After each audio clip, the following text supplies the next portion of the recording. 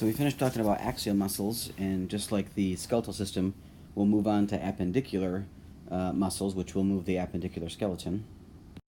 We're going to break up the appendicular muscles into the upper limbs and the lower limbs. We'll include the shoulder girdle with the upper limbs and the hip with the lower limbs. You can see that the upper limbs can be broken down anyway into 5 discrete sections, and we will kind of talk about the muscles in those 5 sections, and hopefully that will help you remember them. One of the keys to being able to store all this information in your brain is to learn it in small groups or small sections. So I would encourage you to keep your notes, your note cards, however you're doing it, keep everything in discrete sections so that you can have an easier kind of handle of the group of muscles that are in a particular area of the body. If you just kind of jumble them all together, it can be confusing for you. So you can see that we'll talk about muscles that move the pectoral girdle. That's just saying basically muscles that move the shoulder. Some of them are going to move the humerus. Some of them are going to move the scapula. Then we're going to talk about muscles that move the arm, muscles that move the forearm and hand, and then muscles that move the wrist and fingers. We will not actually talk about intrinsic muscles of the hands, but that would be a 5th and final group. When we get to the lower extremity, we'll just break it up into 4 sections: muscles that move the thigh, or the femur, you might say, and then muscles that move the leg, or basically that move the knee joint. And then we'll have muscles that move the foot. That'll be the ankle joint and toes. And then there'll be intrinsic muscles of the foot, and again, we won't really focus very much on those. Okay, so if we start with muscles that move the arm, when we say arm, we really mean the upper arm. We're really talking about the humerus. So this is going to be muscles at the shoulder joint. And a good way to think about really all muscles, and I mentioned this already in the axial muscle lecture, is to kind of keep clear in your mind which muscles are superficial and which muscles are deeper. And often there's even more than those 2 layers. There may be 3 or 4 layers of muscles. And so understanding which muscles are located in which layer will help you identify them when it comes to your practical. So for example, when you see a picture of shoulder muscles in front of you, the first thing you want to say is, okay, what part of the body is this? Then you want to say, what orientation? Is it anterior, posterior, lateral, medial that I'm looking at? Then you're going to want to add a 3rd question, which says, what level of depth am I looking at? Am I looking at a superficial level, or am I looking at something deeper? And that's going to help you rule out the potential muscles that you could be looking at. Because if I'm showing you a deep cut of a limb, then you know the superficial muscles are not going to be possible answers. So as you go through and you're learning these muscles, there's a few things to kind of keep in mind as you go through. One is you're learning new vocabulary, so you're going to learn new words. Treat it like learning a foreign language. Just make some note cards and practice saying them, practice writing them, say them to your friends or your study partners, and kind of talk it back and forth, or spell it out on a whiteboard or on a piece of paper. Just learn vocabulary. That's kind of step 1, just learning the words. Next, you want to kind of group those muscles in the section of the body where they are together. So you'll want to put all the shoulder muscles, for example, in one group, and all the upper arm muscles in one group, all the lower arm muscles in another group. Then you're going to want to further break those down into where are they located? Are they superficial? Are they intermediate? Are they deep in the limb?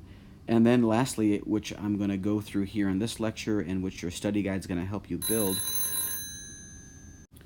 is what are the function of those muscles. And we're going to break down muscles based on function. And something you'll find is that one muscle may actually create more than one type of movement or have more than one function. And so we'll go through that together here in this lecture, and your study guide will kind of force you to put these muscles into groups depending on the movement that they cause. So that's kind of a general introduction to appendicular muscles, and then we'll kind of get into it here, looking at starting with the shoulder girdle. And so just by way of example, you can see here that on the the left side here, which is actually the patient's right, you can see we're looking at superficial muscles. So the superficial muscles here on the shoulder are the pectoralis major and the deltoid. But here on the right, which is the left side of the patient, we have taken away these superficial muscles and we're revealing what is deeper. So muscles that are deep to the pectoralis and the deltoid would be, for example, subscapularis here, teres major here, teres minor back in there, coracobrachialis, which is this kind of small muscle here, and then the biceps, which has two bellies or two origins. Again, I think it would be helpful for you when you learn deltoid and pectoralis major, you say, those are superficial. And when you learn subscapularis, coracobrachialis, teres major, teres minor, biceps brachii, you're going to say, those are, at least these tendons to biceps brachii are deep to the deltoid muscle. The biceps itself is another superficial muscle. But these two tendons are deep. So speaking of the biceps brachii, the term biceps, notice it has the bi, right? Bi, which means two, and seps just means bellies or bodies. So you have two bellies or two bodies to this muscle. That's why it's called the biceps. And brachii just refers to the fact that it's in the arm, right? Brachial refers to the arm. So biceps brachii just tells you it's the muscle with two bellies in the arm. So it's actually telling you how to identify the muscle. You're going to look for a muscle with two bellies.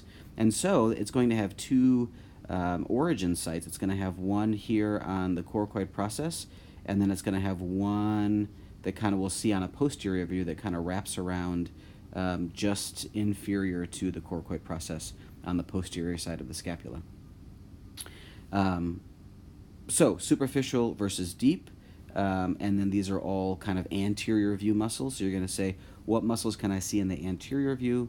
Which ones are seen in the superficial section? Which ones are seen in a deeper section if we remove the superficial muscles? And then you're going to see something like this on each of the pictures that we go through, which is going to give you the origin and insertion points for the muscles. So you're going to see blue is insertion and red is origin. So, for example, we were talking about biceps brachii. You see that they are going to originate at the coracoid process, and then you will see on another picture even posterior there to the coracoid.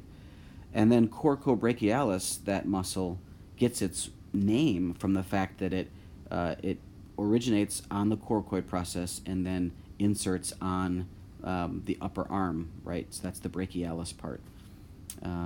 Subscapularis, you can see, originates on the anterior surface of the scapula, and it's going to insert on the humerus, which we'll see in another picture. So by looking at these pictures, I'm not going to make you memorize origins and insertions for your exam, but I can tell you that they are super helpful. Understanding the origin and the insertion point is super helpful for understanding the movement, and so I'll talk about that as we go along. I'll talk about the insertion point being in this location causes the bone to move in a particular way when that muscle contracts. So we will be discussing origins and insertions as we go along, even though you're not required to memorize them for your exam. So now we're going to do the same thing looking at the posterior view of the shoulder girdle. So this would be looking from behind, and you see we can still see the deltoid here superficially, and that's a really big muscle that kind of goes all the way around from anterior to posterior and is very superficial, so it's going to be the first thing you see underneath the skin. Then if we look at the posterior side of the scapula, you'll see some of these muscles coming into view, some of them which make up the muscles of the rotator cuff, which we'll talk about here in a minute. You can see supraspinatus is here. The deltoid we already mentioned. You can kind of see peeking underneath the deltoid. This is going to be infraspinatus, you see here. So So that's a little bit deep. It's not quite on the surface. Some of it is hidden by the deltoid muscle. So if you come on over here to this side, which would be the patient's right side, and you remove the deltoid, which is the superficial muscle, you can see underneath the supraspinatus well, you can see infraspinatus, you can see teres major and teres minor. So when you see the words major or minor, it's referring to the size. So teres minor will be the smaller muscle, and teres major will be the larger muscle. Now, there's kind of an important distinction to be made here, because we're going to find out that teres minor is part of the rotator cuff, whereas teres major is not. So we're going to find that the four muscles of the rotator cuff include supraspinatus, infraspinatus, and teres minor, as well as subscapularis, but not teres major. Okay, you can also see superficially on the posterior side of the shoulder the insertion points for the triceps brachii. So triceps should tell you it has 3 bellies. Now you can only see 2 of them here, but there is a third one as well, which I think we'll see on a later picture when we take a closer look at triceps. That's really going to be a muscle that moves the forearm, so we're going to talk about that when we get down to the elbow. But you can see it here attaching to the proximal humerus and to the scapula. Okay, so posteriorly, the muscles that we can really see in the shoulder girdle would be still the deltoid, and then 3 of the muscles of the rotator cuff, supraspinatus, infraspinatus, and teres minor, and then 1 more muscle, teres major, which is just below, just inferior to teres minor.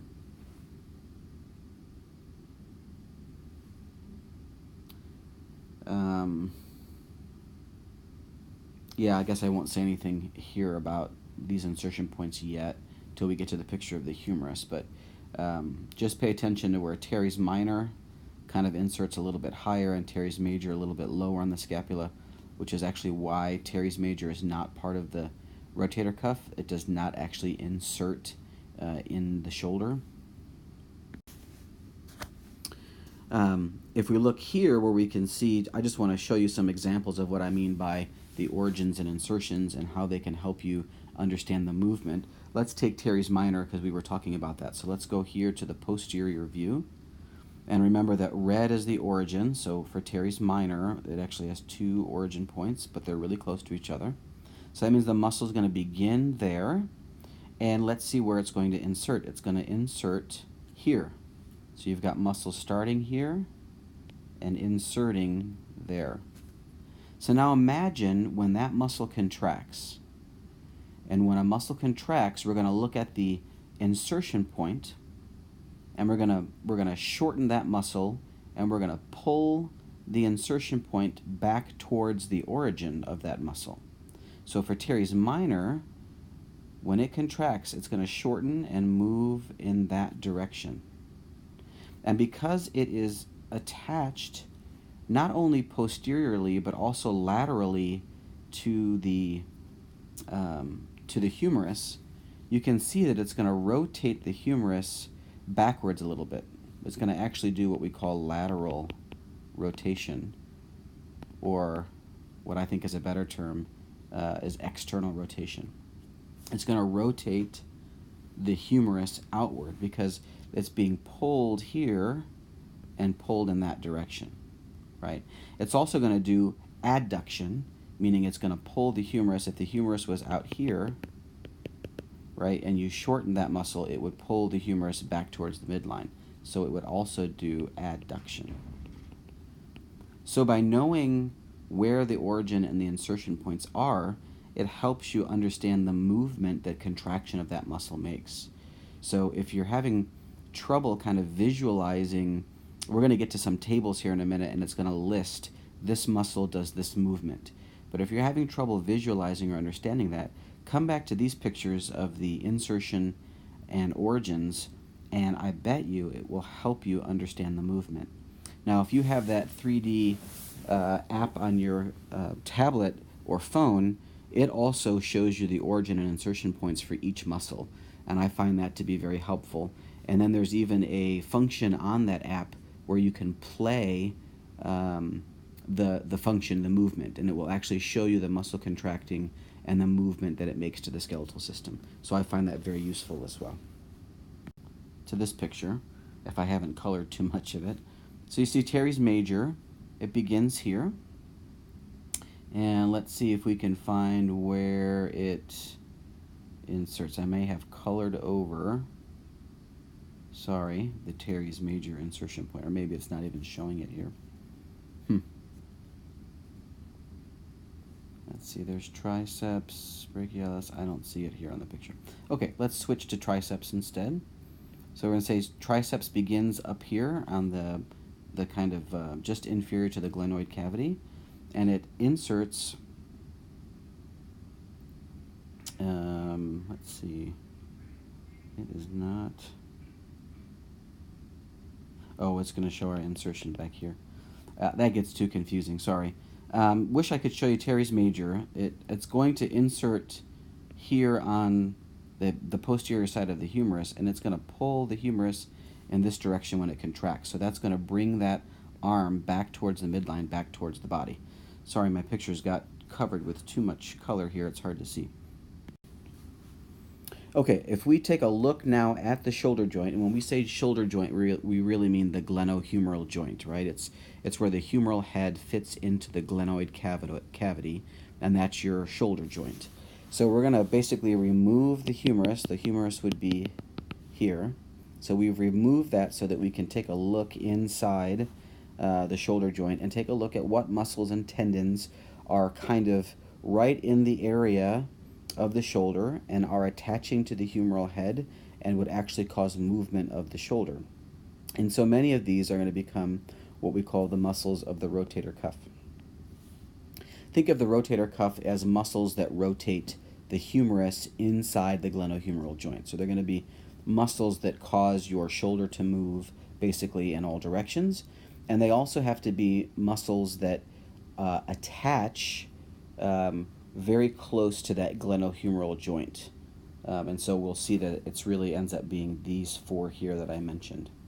So if we're just looking kind of at a lateral view, removing the humerus so that we can see the muscles, you can see teres minor actually comes up in here and attaches to the humerus. You can see subscapularis comes up and attaches to the humerus.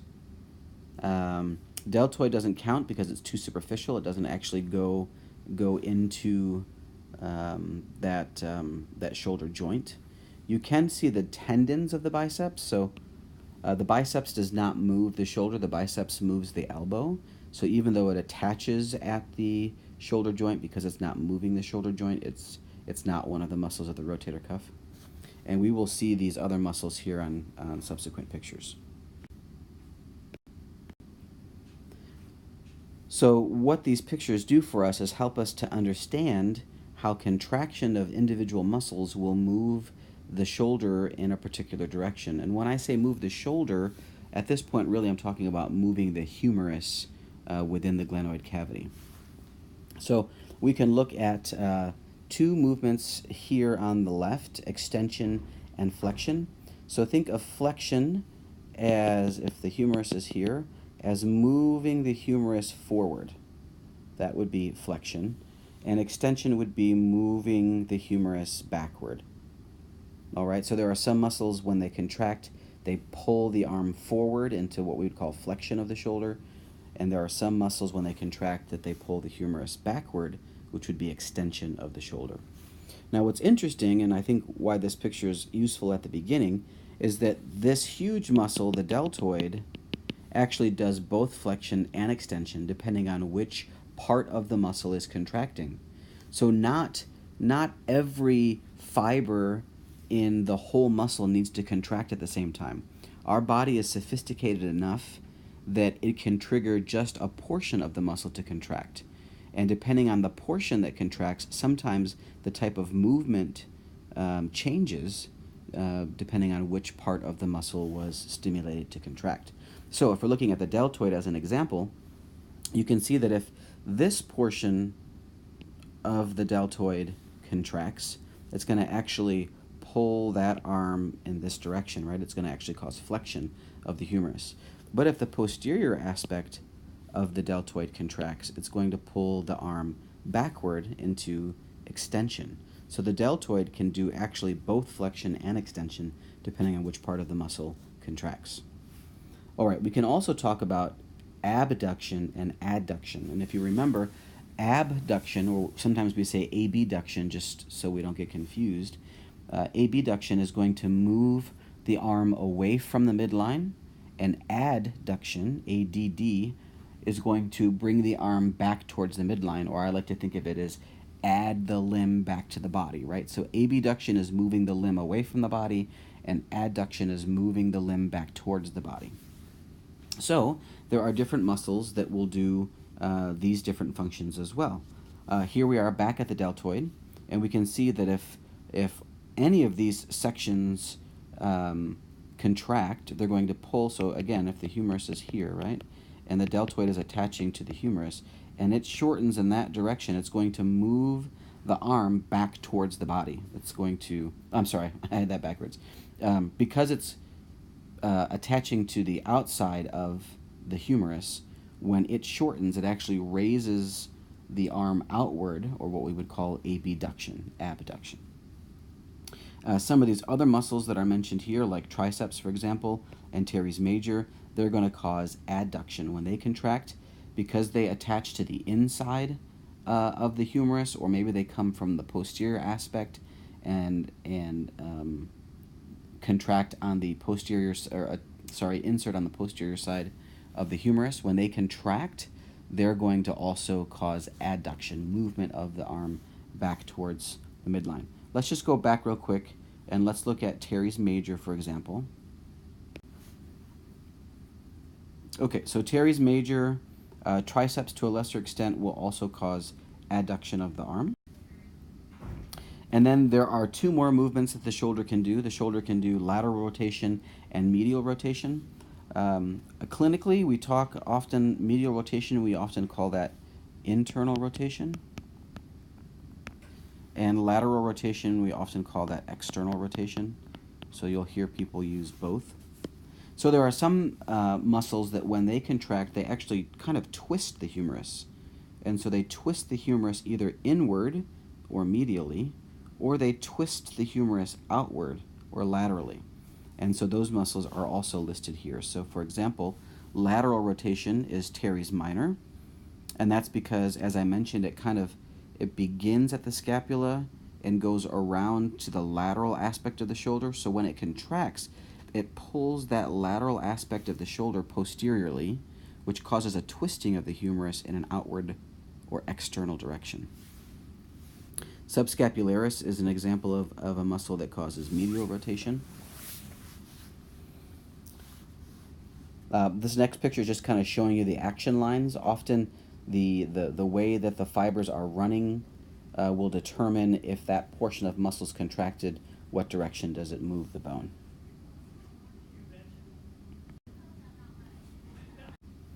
All right, so here is the first of many tables that you'll be seeing, and these were pulled from your textbook, that you'll be seeing as we go through really all of the muscles. We're going to see several of these tables. And I think they're really useful for several reasons. One, they give you the list of really all the muscles that you're going to have to learn, although there will be another document provided, just as there was for the axial and appendicular skeleton labs. There'll be one for axial muscles and appendicular muscles that will give you the exact muscles you have to learn. But this one at least lists them out for you as well, and you can practice just memorizing the names and pronouncing them and spelling them. Notice the red numbers. These correspond with the number on the models in the lab. So if you want to know, for example, where is coracobrachialis, and you're a little bit confused when you take the arm model, just look for the number 9, and that will be coracobrachialis. I think these are also going to be listed on the lab document that you get when you go to lab, but this will help you study. So the next thing that it shows you is the origin and then the insertion, and again, you don't have to memorize those. Like, I'm not going to ask you what's the insertion point for coracobrachialis, But I do think that these are helpful in understanding the function or movement that those muscles cause. Okay, what you will have to learn besides the name, so you definitely have to learn the name, you're going to have to learn the action. Those are really the two things to focus on here. Now, innervation is really part of the nervous system, and you are going to have to learn these nerves. For example, you're going to have to learn musculocutaneous nerve, axillary nerve. Yeah, not all of these. So you don't have to learn them now in the muscle section. You will learn them when we go to the nervous section. You'll learn some of these, and you'll see how they relate back to the muscles that you've learned. So you don't have to learn the innervation for this section, but you will have to learn several of these nerves when we get to neurology. All right, so I've already kind of talked about all these muscles. Use this table to help you fill out the tables on your study guide, which are going to be basically having you group these muscles into the type of movement that they cause. Just notice that some of the muscles cause more than one movement.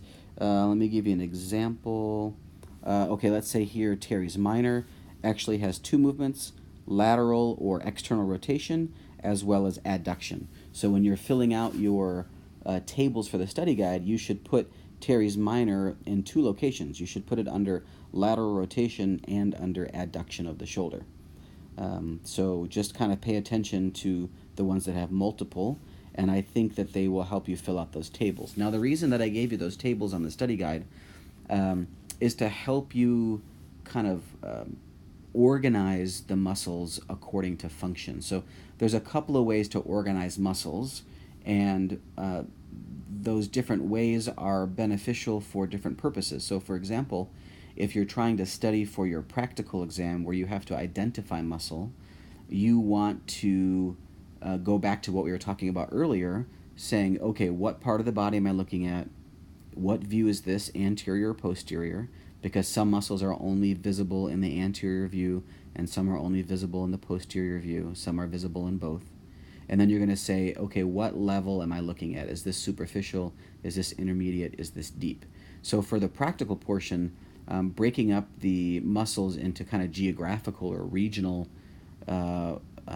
areas as well as depth is going to help you kind of keep your groups of muscles into smaller groups.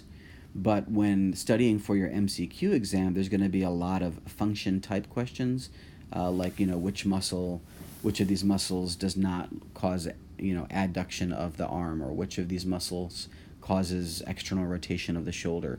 And so to help you study for that, I've given you those tables in the study guide to fill out, and I think that will be helpful.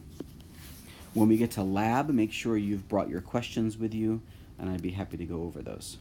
So I won't go over a lot of these because we went through them already. And I'll let you kind of read the table and fill out the tables in your study guide, but a lot of these we've already talked about. Latissimus dorsi we did not talk about very much. That is another large superficial muscle of the back. And so we'll be able to see that easily in lab. It'll be like the largest muscle that you can see on the back that's seen superficially. And it has several movements, several functions. Because it's such a large muscle, it depends on which portion of the muscle is contracting, will determine the movement that it makes. So you'll see it can do extension, adduction, medial rotation. So this one's going to show up in several of your boxes. And then pectoralis major we talked about anteriorly, and it's a large muscle as well, so it's going to have multiple functions, just like the deltoid muscle that we looked at together. Okay, so we were looking at muscles that moved the shoulder within the glenohumeral joint. Now we're going to look at muscles that move the scapula. So they don't actually move the humerus within the scapula, they move the scapula itself. And so we'll call that muscles that position the pectoral girdle. And here we'll see posteriorly, we'll see some of these muscles maybe that we missed before. So here's latissimus dorsi is back here. You can't see it, they've removed it. But we will see trapezius. I think we're seeing this one for the first time. It was removed in your previous pictures so that you could see the underlying muscles. So trapezius is very superficial. It's also a very large muscle, and you can see that the fibers move in multiple directions, right? Some are moving upward like that, some are more transverse like this, and some move more inferiorly. So depending on which section of that muscle contracts, you may get movement of the scapula in multiple directions, basically, either moving in that direction, moving in this direction, or moving in this direction. So it's going to be kind of like deltoid and latissimus dorsi in that it can move the scapula in multiple directions. Okay, if we remove trapezius and we look at the muscles that are below, so just as a point of reference, we were kind of looking at muscles that went from the scapula to the humerus. That was the last section. That's muscles that move the shoulder, right? We're going to basically be looking now at muscles that go from the scapula to the spine. So we're kind of looking on the other side, medial side of the scapula. Okay, so let's look at what muscles we can see there. If we remove the trapezius, which is superficial, we can find some muscles that are deeper. So for example, you get levator scapulae, and you can see that it kind of starts here, and then kind of, I should say, it originates here on the cervical spine, and it inserts on the superior medial aspect of the scapula. So when it contracts, it's going to pull the scapula upward, right? That's where the name comes from. Levator means to elevate, right? To raise, to lift up. So levator scapulae is a muscle that elevates the scapula. Okay, we've got two rhomboid muscles, and as I mentioned before, minor and major. Minor means smaller, major means larger. So you can see rhomboid minor is smaller and rhomboid major is larger. You can see that they're going to originate as well along the spine, and they're going to attach to the medial aspect of the scapula, and they're going to move the scapula in these directions. Now, if you're attached to the inferior part of the scapula and you pull it kind of up and in, it actually rotates the scapula inferiorly and medially, and we'll see that when we look at the functions. There's also another muscle here called serratus anterior. So serratus anterior kind of comes along the lateral aspect under your armpit and wraps around both posteriorly and anteriorly, and so it's going to have some varied function as well. You kind of see serratus anterior. Think of serratus like serrated, right? Like having multiple bands, like a serrated knife has multiple teeth. Serratus anterior has multiple portions of its muscle. That's going to make it easily identifiable. It should be one of the muscles that you can easily identify. Now, if we look anteriorly, we'll see some of these same muscles, but in a different view, and we'll see a couple of new muscles that will also help position the scapula. So you can still see levator scapulae here, and notice it's going posterior behind the posterior ribs there. We can still see trapezius, which we've seen earlier, but now we add a couple of new muscles. So anteriorly you can see the subclavius muscle there, and you can see that it goes kind of underneath the clavicle and attaches to the sternum. You can see pectoralis minor. So we already saw pectoralis major that was in the anterior chest. If you remove that much deeper, you'll see pectoralis minor, a much smaller muscle, and you can see that it attaches to the coracoid and to the ribs. And so when that contracts, it's going to pull that scapula kind of in a downward direction. And then here we go with our serratus anterior again, that you can kind of see both anteriorly and posteriorly. Quick. All right, so if this moves in this direction, it's going to pull the scapula forward, it's going to pull it down, and because it's not directly straight down but more at an angle, it's going to actually rotate downward that glenoid cavity as well. That's what we're. Now I've given this to you. This is from your book just so that you can practice. If you want to print these out and practice, or if you want to have a friend practice with you, and just pay attention to what you can see superficially and what you can see on the deeper muscles. So here on the left, this is going to be the superficial muscles, and here on the right, these are going to be the deeper muscles. So deltoid, for example, trapezius, latissimus dorsi, those are the main ones that you're going to see superficially. When you remove those, you'll start to see some deeper muscles. So I would encourage you to practice with this as well as the models. Anteriorly, you can see the same thing, superficial here on the right and deeper muscles here on the left. So that's pectoralis major there, but if you take that away, you see pectoralis minor lying right underneath. There's your serratus anterior again. You can see trapezius. So superficially, here's your platysma, by the way, going back to the axial muscles. And there's your sternocleidomastoid muscle. So anyway, you can kind of practice with these pictures to help you prepare, as well as your 3D app that hopefully you guys are using. There's a quiz function there that will kind of take you through quizzes of the muscle. If you're having trouble finding that on the app, let's talk during lab and I'll help you pull that up to a picture. So here we go again with another one of these tables that you're going to see several of. So you're going to have the name, of course, way on the left, then origin and insertion, which I think will be helpful for understanding function, and then the actual action. So you're going to use this table to help you fill in some of the tables on your study guide. So we have levator scapulae we talked about. That's going to, as the name suggests, elevate the scapula.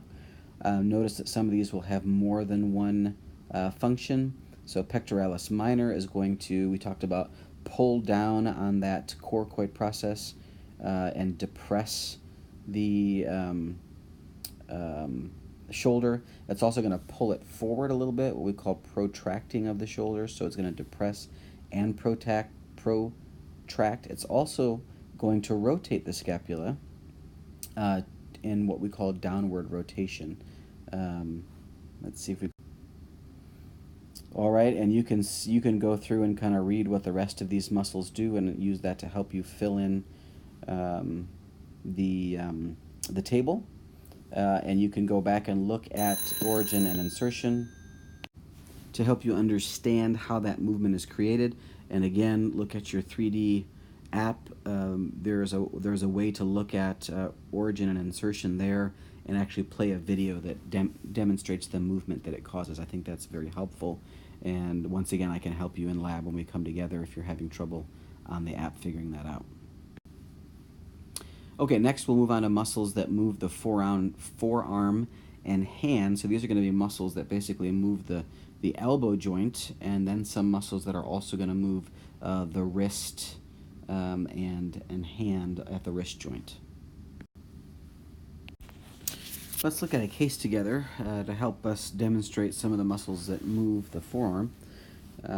We'll talk about Joseph, who's, let's say, 60 years old, and he was out shoveling the snow that we've been having lately. And he noticed while he was shoveling and kind of lifting and tossing the snow, he noticed a pain in his upper arm and even in his shoulder. And he kind of finished up what he was doing and went back inside. A couple of hours later, noticed that he had some pretty significant bruising in the middle part of his upper arm, and that he had kind of a bump, a large bump, especially when he made a muscle. He says the pain is less today, but the bump is still there, and he wants to know what's going on. So let's kind of keep this picture in mind as we go through the muscles that move the forearm.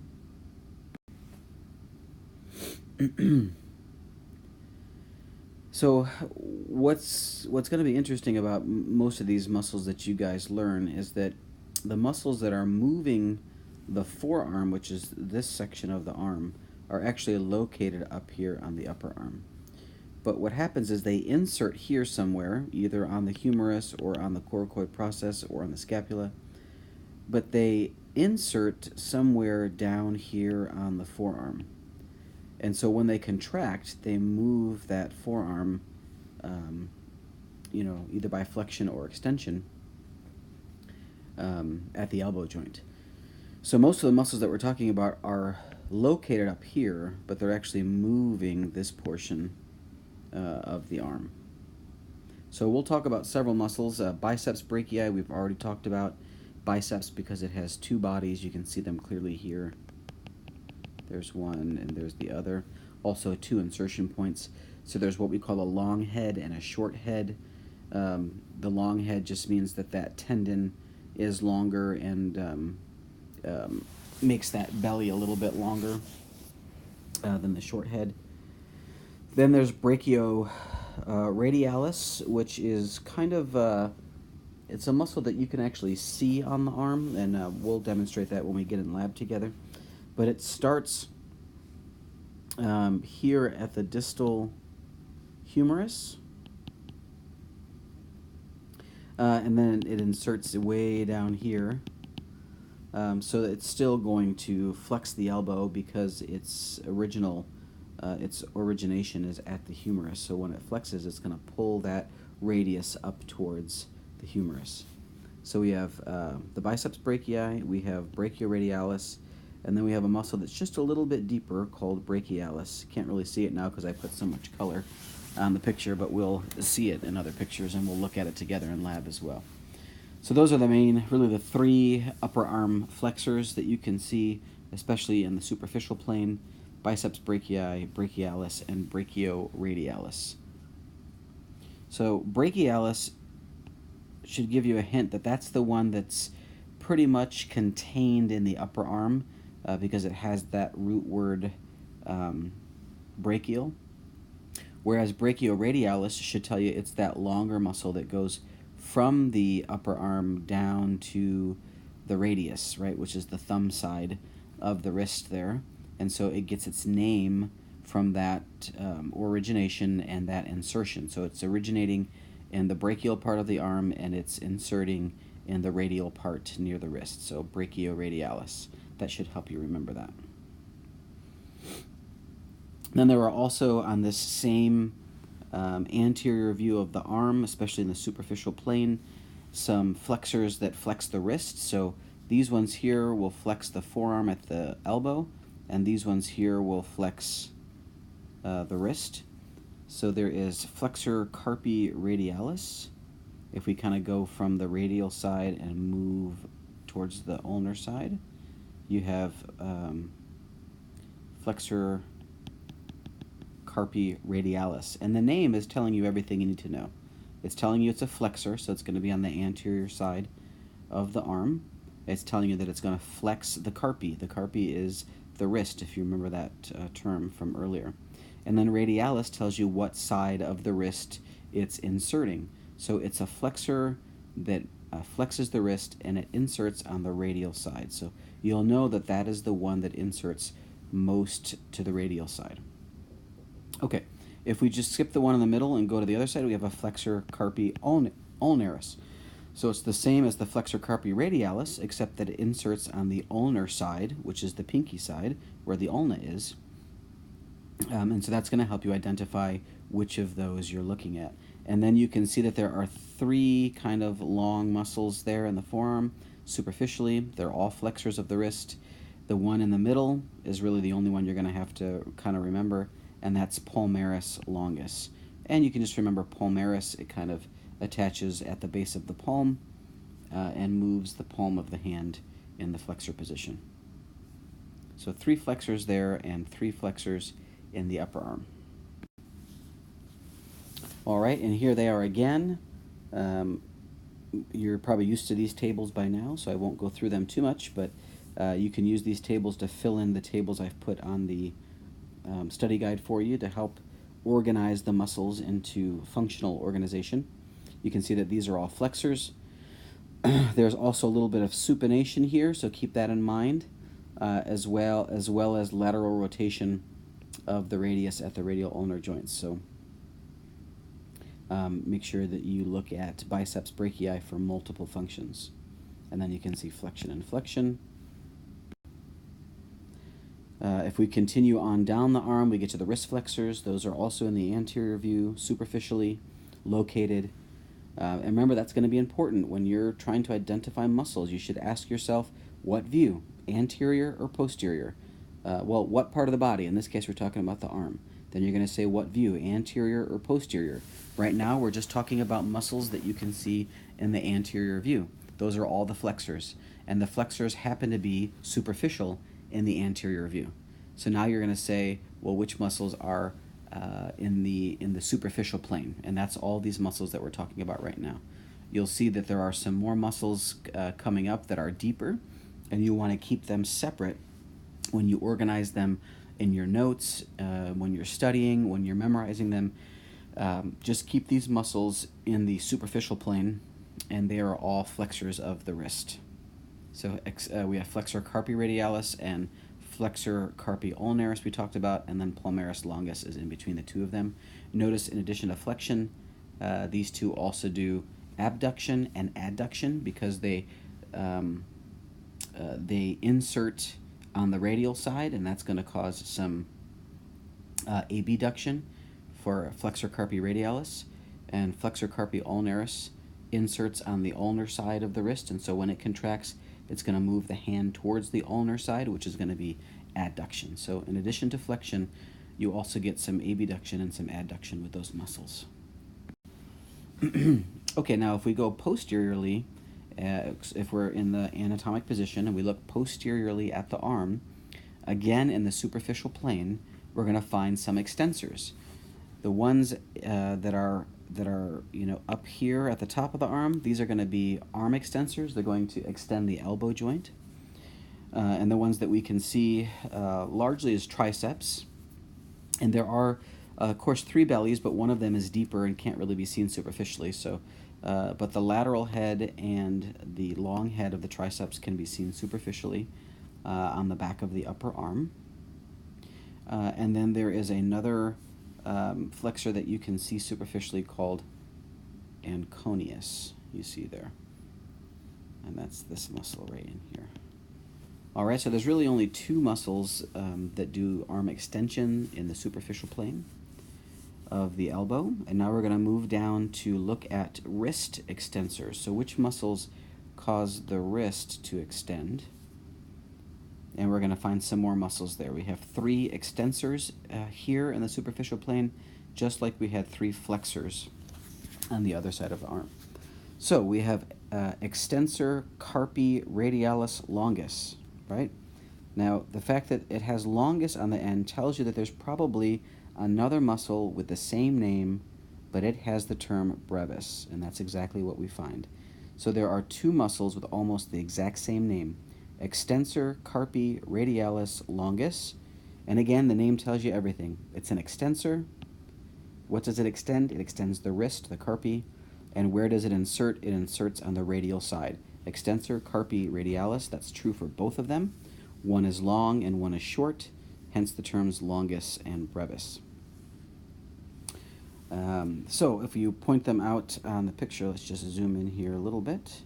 You can see extensor carpi radialis longus is this long muscle there. And the brevis is actually a deeper muscle. You're going to have a hard time seeing that until you remove some of these superficial muscles. So that brevis muscle is what I would say an intermediate level. It's not really superficial, it's intermediate. Okay, and the other extensor that extends the wrist now is extensor carpi ulnaris, right? So you have extensor carpi radialis and extensor carpi ulnaris. That's just going to tell you that it extends the wrist and it inserts over here on the ulnar side. So that's going to help you identify which one am I looking at, extensor carpi radialis or extensor carpi ulnaris. And if you say it's extensor carpi radialis, then the next question would be, well, is this a superficial view or is this a deeper section of muscle? If it's superficial and it's a very long muscle that begins all the way up at the elbow, then you're going to call that extensor carpi radialis longus. Now, notice there's another muscle in here that we are not talking about, and that's because this muscle, which we'll see in a future picture, does not extend the wrist primarily, it extends the fingers. Now, by extension, it does extend the wrist a little bit, and so you'll see that's kind of a secondary function. But primarily, this muscle that I've colored here really is a finger extensor, so we're going to see that on a different slide. So as far as wrist extensors, primary wrist extensors, there's three of them here. And there you go again. You can see on the table here these different extenders of the elbow, which is largely triceps and its three heads or three bellies. You can see that the long head also has some adduction at the shoulder. Okay, and there's your extensor carpes. Just notice again, it's not just extension, right? The ones that insert on the radial side are going to have abduction, and the one that inserts on the ulnar side is going to have adduction, just like we saw with the flexors. All right, and one last group here for the forearm would be pronators and supinators. So we talked about pronation is kind of turning the palm down. Supination would be turning the palm upward so that you could hold a bowl of soup in your hands. And so we have to have muscles that do each of those. Thankfully, some of these are really kind of simply named. So the supinator muscle, that tells you exactly what it does. And then the two pronator muscles have the word pronator right in their name, pronator teres and pronator quadratus. And the way that you'll notice them is kind of where their origin begins. So the supinator is going to begin here on the radial side, and pronator teres is going to begin here on the ulnar side.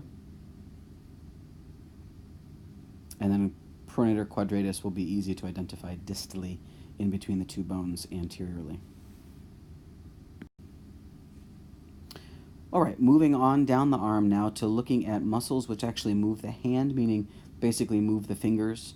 By extension, some of these will also move the wrist just because their tendons cross the wrist joint, but primarily they're designed to move the fingers.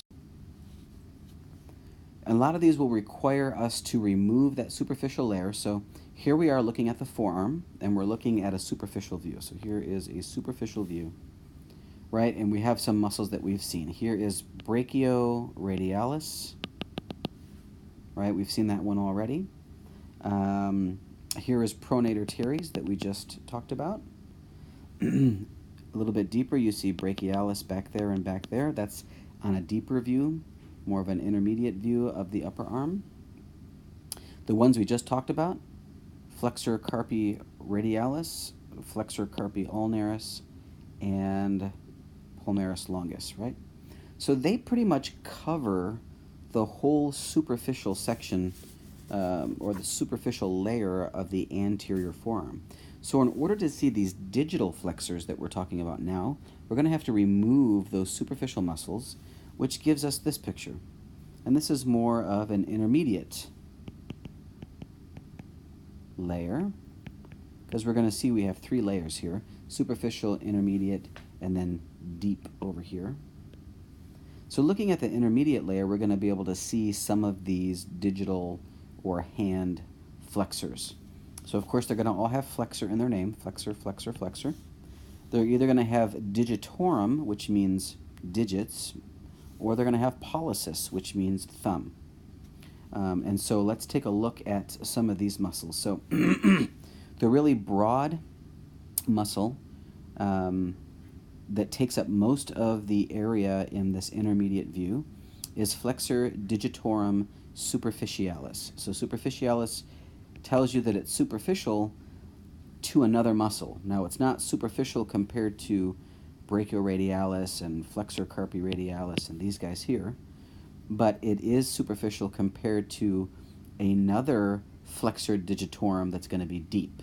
See, that's flexor digitorum profundus, and you can see that's behind or underneath the flexor digitorum superficialis, right?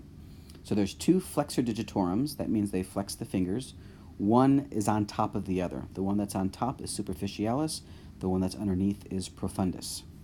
The one that's on top is also a bigger one, a broader one. It's going to be easier for you to identify because it's so broad. See how it takes up almost the entire width of the forearm, whereas the profundus takes up only about not even half, probably.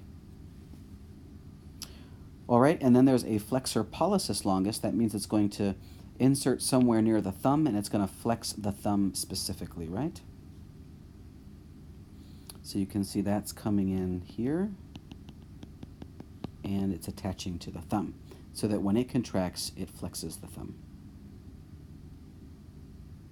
Now, if we remove the flexor digitorum superficialis, we can then see flexor pollicis longus better. Notice how big that muscle is, just to flex the thumb. That's how important thumb flexion and thumb opposition is to us, that it requires really a large muscle compared to the digit that it's moving. And then, of course, we can see the flexor digitorum profundus much better in the deep view as well. So if you were looking at a model that was laying on the table and you had to identify a muscle, you would ask, okay, what am I looking at? Forearm. Good. What view? Okay, this is an anterior view. That means it's going to be a flexor. All of the anterior muscles are flexors. So you say, great. It's probably going to have the word flexor in its name. All right, now you ask, well, what am I looking at? Is it a superficial view? Then it's probably going to be a flexor carpi something, because it's going to be one of those flexors that flex the wrist, right? The exception there is brachioradialis, which you'll have to learn to identify as the big muscle on the radial side. But the rest are all flexor carpi something. And then you'll say, okay, well, where does it insert? Does it insert near the thumb? Then it's flexor carpi radialis. Does it insert near the pinky? Then it's flexor carpi ulnaris. Is it the one in the middle? It's palmaris longus. Okay, let's say you're saying, all right, it's anterior, it's forearm, but this is not superficial. This looks like an intermediate level of tissue, kind of the middle layer, and you see a broad muscle in the middle. That's going to be an easy one to identify as flexor digitorum superficialis. Or maybe I'll give you a deep view like you see here in the third picture, and you'll be able to see, for example flexor pollicis longus well in that view. All right, so here's your table again showing you the function, and you can come back later and look at the nerves when you come to the nervous system. And just notice, again, that sometimes they are flexing the fingers, and sometimes they are also flexing the wrist along with the fingers. Sometimes they're flexing only the thumb if it has pollicis in the name. All right, so just as we looked at flexors and extensors of the upper arm, we're going to find flexors and extensors of the lower arm here as well. And so superficially, if you take a look, you see all those muscles that we learned already, the extensor carpi muscles. So that's here in the superficial view. If we remove those muscles, we'll get this intermediate view, and if we remove even some of those muscles, we'll get a deeper view. So let's come back to the superficial view, and you can see all of the carpes, right? Extensor carpi ulnaris, extensor carpi, and where was the last one? And there's the other one, extensor carpi.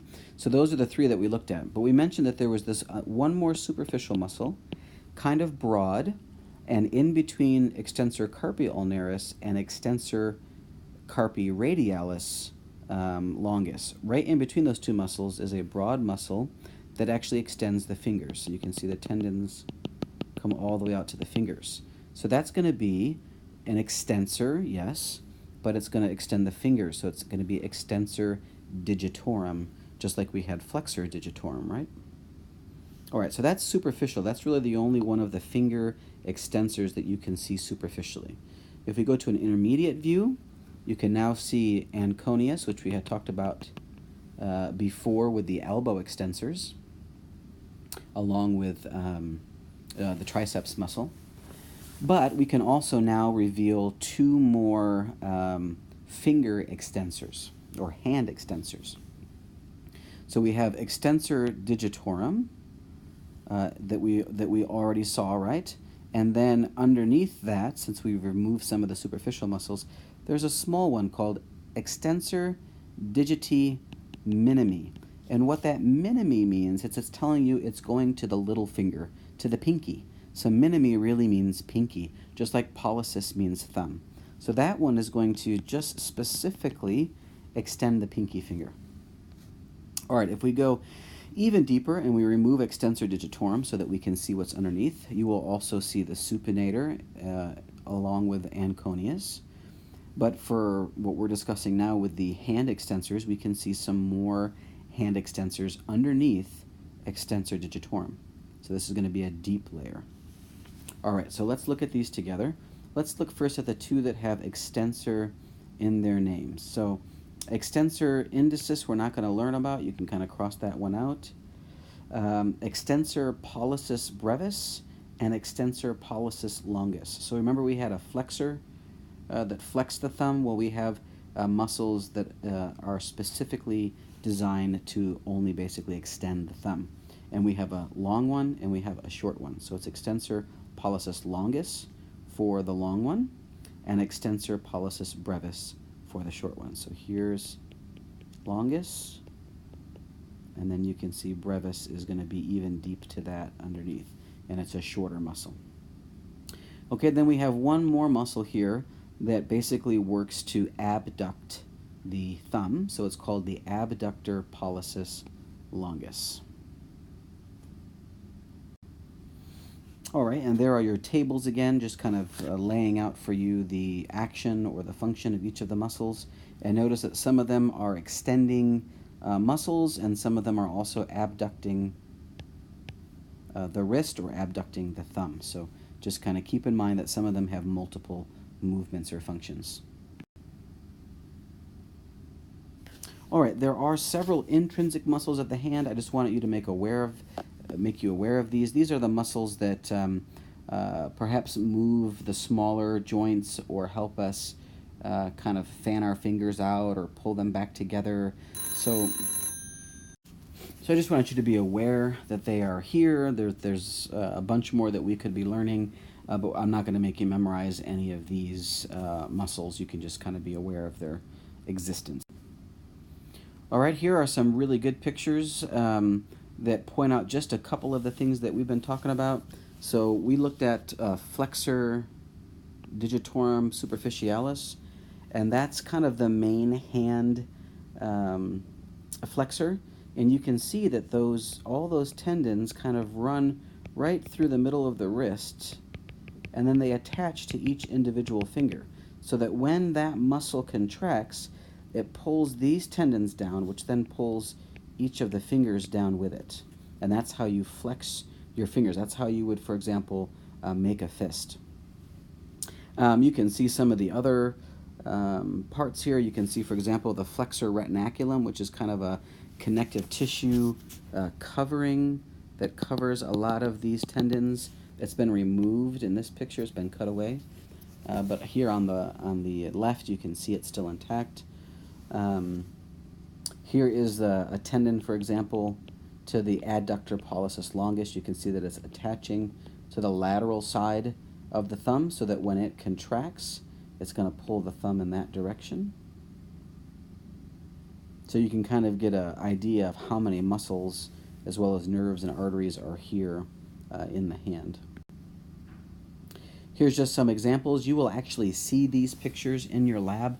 I have samples of these in the lab as well, and I will need to use these pictures from time to time in order to, for your practical, because I don't have enough muscle models for your practical. I will try and use the ones that are more obvious. So, for example, this one is brachioradialis, this is biceps, this is deltoid. Those ones are pretty easy to see.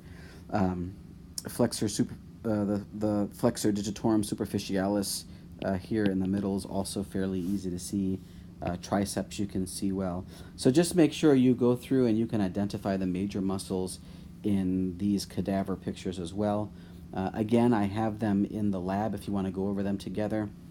Now, I'm not going to point to, some little tiny muscle somewhere like that tendon and say, where is that? It'll be a more of a major muscle that you should be able to identify.